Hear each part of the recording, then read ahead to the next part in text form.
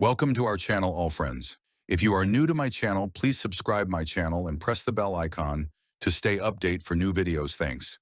Let's start new video. To say I had just gotten married, when a person is newly married, everything feels beautiful.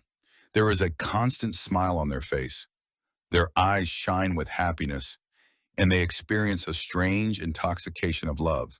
But for me, it wasn't like that at all. I didn't receive the happiness from marriage that I had hoped for. My wife had given me my rights, and she spoke to me only out of necessity, but deep down, I knew I had no place in her heart. She did not love me. Instead, in my presence, an obvious discomfort would take over her entire being. She barely restrained herself while spending time with me. A man cannot bear the thought that another man resides in his wife's heart. Whenever this realization struck me, it felt as if my heart was bleeding. I would become furious at my helplessness. If only I had been capable. If only I were not disabled. My wife's behavior towards me would have been entirely different. On top of that, I was just an average-looking man, and worst of all, I was unable to walk properly. A few years ago, I had met with an accident that left me permanently disabled. Despite medical treatment, I could never walk without support again. However, I had money, wealth, and my own business, which my employees managed. I fulfilled every wish my wife expressed, yet I still couldn't win a place in her heart. This helplessness tore me apart. It felt like daggers piercing my soul. It was past midnight, and I had been sitting in the courtyard for hours, staring blankly at the ski. At that time, all the servants were in their quarters. My mother was in her room, and my wife was asleep. But sleep was miles away from my eyes. I kept recalling the day when my wedding was about to take place. I had told my mother, "This is wrong. I cannot marry a girl under false pretenses. Relationships built on lies cannot last. She will find out the truth eventually. Isn't it better that we tell her everything now?" Hearing this, my mother slapped her forehead in frustration. "You are such a fool," she said. "You don't understand the attitude of girls these days. Even though she is from a poor family, she is extremely beautiful. She can get a much better proposal. Her parents have also hidden this truth from her. If they are not telling her, then why should we ruin things for ourselves? She is a beautiful girl. When you see her, you will thank me for finding such a stunning bride for you." "But mother, this still doesn't feel right. At least let her know the truth about my condition before marriage." Mother firmly replied, "Her parents already know. That is enough. Don't overthink this. I will handle everything." Hearing my mother's words, I fell silent. 2 days later, I was to be married in a simple ceremony. The girl who was coming into this house carried countless dreams in her eyes and a heart filled with desires. The girl who was about to become a part of my life had every right to know the truth about me. But for some reason, my mother couldn't understand this. In the end, I left everything to time and drifted into the valley of sleep, praying to Allah for the best. When I arrived at my in-laws' house with my mother for the nikah, only a handful of people were present. My mother had told me that they were very poor. They had specifically requested that we bring only 4 people in the wedding procession. My mother had planned a grand walima reception, so we had kept the wedding ceremony very simple and only brought a few close relatives. After the nikah, my bride was not seated next to me. Instead, she was taken directly to the car. When I asked my mother about this, she told me that her parents had insisted on it. They didn't want her to be put on display in front of the guests. From this, I realized that my bride had a very strong temper. Deep down, I was filled with worry. Would she ever accept me? That night, with a racing heart, I stepped into my room. She was sitting on the bed with her head lowered. It was the first time I was seeing her, and as soon as I did, I forgot to blink. She was undeniably beautiful, far more stunning than my mother had described. But when her eyes fell on me, her face was overcome with sheer disbelief. It was as if she couldn't accept what she was seeing. In a hesitant voice, she asked, "Who are you and what are you doing in my room?" Her eyes then shifted to my crutches. That's when I told her, "I am your husband." The color drained from her face, and within moments, she collapsed, unconscious. I immediately called my mother into the room. When she saw my wife's condition, she said, "She's overly sensitive. Don't worry, she'll adjust with time. After all, she is a poor girl. She won't be able to keep up this attitude for long. But I felt awful. I didn't want to take advantage of someone's poverty and helplessness. I felt deep pity for her. The next day was my walima, but my wife created a huge scene. Her loud cries echoed through the entire house. My mother grabbed her by the arm and said, "What are you being so stubborn about? We didn't forcefully bring you here. We married you properly. And besides, I gave your parents a hefty sum for this marriage. You should understand that this is your home now, and you will spend the rest of your life here." Hearing this, my wife broke into uncontrollable sobs and said, "But this is injustice. My parents never told me the truth. If I had known that my husband was ugly and disabled, I would never have married him." At that moment, my mother slapped her hard across the face and scolded, "Shame on you for speaking about your husband like this. This is your home now, and the sooner you accept it, the better." I stood there silently and watching everything unfold. On one side was my mother, and on the other was my wife. My wife was not wrong. She had been deceived. In the beginning, she protested a lot. She would not let me come near her, nor would she even speak to me. When my mother found out about this, she sent her back to her parents' home. My mother then told her mother, "Explain to your daughter that if she wants to stay in my house, she must behave properly and live like a decent person. Otherwise, my son has no shortage of women. But your daughter will be the one to bear the stain of divorce. And tell me, will you be able to live with that disgrace? You have other daughters too. When you arrange their marriages, make sure to first explain why your eldest daughter got divorced." Hearing this, they were terrified. The very next day, my mother-in-law brought my wife back and left her at our house, saying, "From today onwards, she will not give you any reason to complain." When I looked at my wife's face, I felt sorry for her. Her eyes were filled with tears. Her face had turned pale, and she looked deeply sad and distressed. For a moment, I regretted forcing this girl into my life. That was why I had told my mother to tell her everything about me. I had always feared this day, the day I would become the cause of a girl's heartbreak. Unintentionally, I had hurt her feelings, but now I had made up my mind.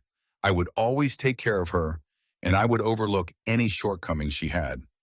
That night, when she entered the room, she surrendered herself to me, and for the first time in my life, I slept peacefully. The next morning, when I looked at my wife's face, I saw no trace of happiness. It didn't take me long to realize that everything that had happened was done under pressure from her parents. She had been forced into this relationship against her will. This thought made me deeply sad. Every night she would stay awake until late. She would toss and turn in bed, pace around the room, and then step outside. I understood the reason for her restlessness. She was not truly willing to accept this relationship. Many nights I would wait for her, only to fall asleep before she returned to the room. And tonight I was sitting in the courtyard, feeling uneasy. That's when I saw my wife. At this hour, seeing her outside was nothing unusual. She often left the room at night and wandered around the courtyard while I waited for her. But what caught my attention was the cautious way she was looking around, as if making sure no one was watching. This not only surprised me, but also made me anxious. I was sitting in a relatively dark corner, so she hadn't noticed me yet. She continued looking around carefully and then began walking toward the servants' quarters. I saw her knock on a door in a hushed manner. Curious and concerned, I grabbed my cane and moved closer, thinking perhaps she was in some kind of trouble. Maybe she had come here to ask about me. Perhaps she was afraid of being alone in the room and wanted to inquire about me from a servant. With this thought in mind, I approached her. But when I heard their conversation, I was stunned. She was telling the servant, "Tonight I feel a strong desire for you. Make arrangements quickly and meet me." A nervous voice came from inside. "Madam, please leave right now. My wife is awake. If she sees you here, it will create a problem. This news will reach both you and the master. I will lose my job, and you will also face trouble." My wife pleaded, "But what am I supposed to do about my desires?" Instead of decreasing, her desires were increasing with time. She had made me so used to her presence that now I found peace nowhere else. I stepped in front of my wife and asked, "What are you doing here?" Hearing their conversation had left me deeply disturbed. A dreadful thought crossed my mind, that my wife was indeed involved in something wrong. The mere suspicion of this made my tone turn harsh. Seeing me, she became visibly nervous and quickly said, I was talking about you. I was asking where you were. You hadn't come to the room yet. Her tone and expression had suddenly changed. She had never shown such concern for me before, yet now her voice was laced with worry. I ignored her response and said, "Come to the room, I need to talk to you." Once inside, she simply turned over on the bed and pretended to sleep. I called out to her a couple of times, but she ignored me as if she hadn't heard anything. I was seething with anger.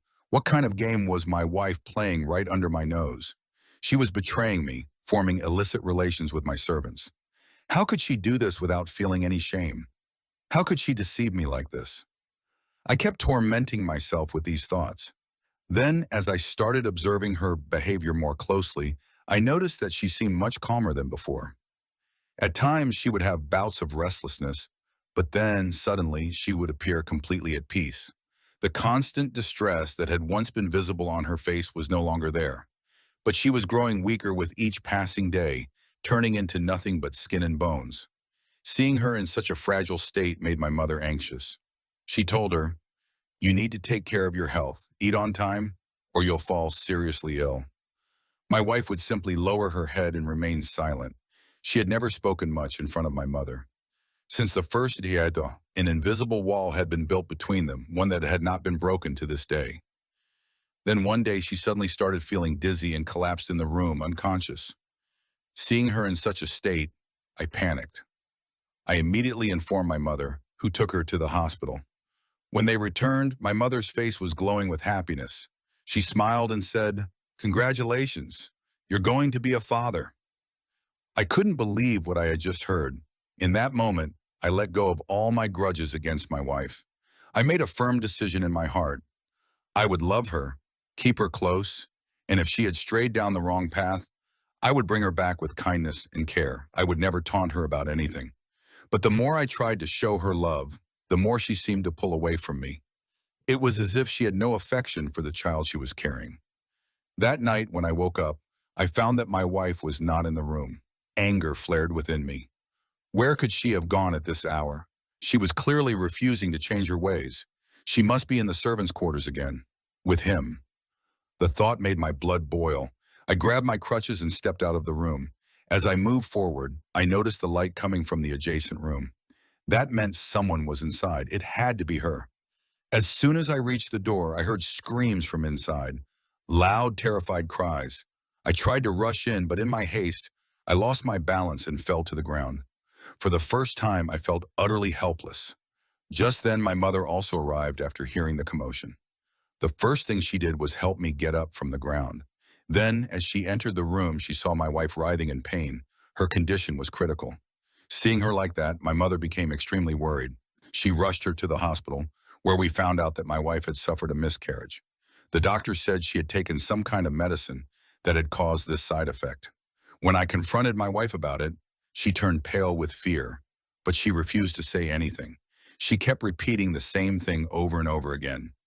"I didn't do anything. Why would I knowingly do such a thing?" But the doctor's reports clearly stated that she had consumed something that had led to this outcome. I was furious. I told my mother, I can't keep her in my life anymore. Inform her parents and ask them to take her back. But my wife fell at my feet, begging me not to leave her. "If you leave me, my parents won't accept me either. Where will I go? I have no place to call home," she pleaded. I walked away without saying a word. Even my mother was deeply upset with her. She shouldn't have done this. My mother had also realized that my wife was not happy in this marriage. Otherwise, why would she have gotten rid of her own child before its birth? What kind of mother would do such a thing? But then my wife apologized to my mother, and somehow she managed to soften her heart. When we returned home, I saw her in the room and turned to my mother, frustrated. "Why did you bring her back?" I asked. "I already told you I cannot tolerate her presence in this house." My mother held her head in both hands and sighed. "If you leave her, do you really think anyone else will give you their daughter?" she said. "I've been looking for a match for you for so long. We have no shortage of money, but your disability and increasing age make it difficult. People refuse after hearing about it. I was grateful that this girl's family agreed to marry her to you. If we throw her out now, it will be nearly impossible for me to find you another wife. But how could I keep a wife who had been unfaithful to me with my own servant? A wife who had killed my unborn child before it even had a chance to come into this world? Now I wanted to catch her red-handed. I needed undeniable proof. I needed to show my mother the truth with her own eyes so she would finally agree to remove this woman from my life. 2 months passed, yet I had not been able to catch her in the act. And until I could show my mother solid proof, she wouldn't believe me or agree to send her away. Any lingering feelings I had for my wife had completely vanished. In their place, there was only disgust and hatred. How could I allow such a woman to remain in my life? That night, while I was sleeping, the sound of the door opening woke me up. I opened my eyes slightly and saw my wife stepping out of the room. She was carefully watching me, as if trying to confirm whether I was truly asleep or just pretending. Once she left the room, I grabbed my crutches and silently followed her. I placed my crutches on the ground as gently as possible, ensuring they made no noise. If I did in her sound, I couldn't let her realize that I was right behind her. Even today, when I saw from a distance, she was standing outside that servant's quarters, gently knocking on the door. I quietly made my way there and hid behind a wall to listen to their conversation. That's when I saw the servant handing something to my wife. He said to her, "You'll have to pay me even more this time." My wife pleaded with him, "I don't have any money right now. Tomorrow I'll take some from my husband and pay you. Just give this to me now. I can't live without it." The servant then placed the packet in her hands and warned, "I need double the money tomorrow, no matter what, or else you won't get this again." Hearing his threatening tone, I was left completely stunned. That's when I stepped forward and snatched the packet from my wife's hands. She looked utterly terrified, and the color drained from the servant's face as well. In a stern voice, I demanded, "What is this? What's inside this packet?" Hearing my voice, the security guard also arrived. I handed the packet over to him.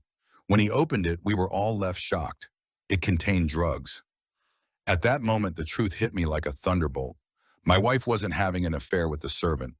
Instead, he had turned her into a drug addict. She had been going to his quarters only to get her supply. She had become deeply addicted. When we took her to the hospital, the doctors revealed that the drugs had severely affected her health. Getting her clean wouldn't be easy. She was admitted to the hospital for proper treatment. And it was during this time that we discovered another painful truth. Her miscarriage had also been caused by these drugs. She had never done anything intentionally to harm the baby. For 3 months, I visited her regularly. My mother also went to see her from time to time. But in all that time, I never once saw any of her family members visit her at the hospital. When 3 months had passed, we brought Maunor back home. She had changed a lot since then. Her health had improved as well. When she entered the room, she folded her hands before me and said, "Please forgive me. I wronged you. I hurt you. I shouldn't have done any of it." I held both of her hands in mine and said, "I don't blame you for anything. You were justified in your actions. I had asked my mother to tell you the truth before our wedding, but neither my family nor yours told you anything. I swear if it were up to me, I would have been honest with you from the start." She broke down in tears and sobbed. "I used to be repulsed by your disability and appearance, but now I realize how beautiful you are on the inside. You forgave all my mistakes and even accepted me back into your life." I pulled her into an embrace and said, "You don't need to ask for forgiveness. Just promise me that from now on you will be sincere with me and live this life with honesty." She placed her hand in mine as a sign of her promise. By the grace of Allah, I am now living a peaceful life. My wife takes great care of me. I am traveling abroad again for further treatment for my leg.